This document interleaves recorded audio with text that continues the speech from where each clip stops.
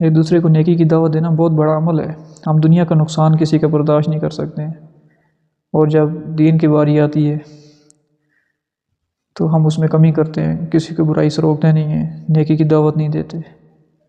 अगर नेकी की दावत किसी को देंगे, अपनी ज़ात का फ़ायदा है, अपना फ़ायदा है। ये दूसरे के साथ नेकी नहीं, अपने साथ भी नेकी है। तो बुराई से मना करना बहुत बड़ा अमल है। कोई बुरा अमल होते हुए देखें तो उससे उसको मना करना बहुत बड़ा अमल है। हमारे सामने कोई आग में जल रहा हो, गिर रहा हो आग में, हमसे बर्दाश्त नहीं होता। कोई जानवर आग में गिर रहा हो तो हमें से बर्दाश्त नहीं होता।